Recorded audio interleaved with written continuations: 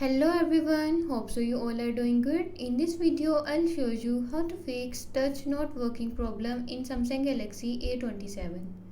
Before starting the video, don't forget to subscribe and watch our complete video.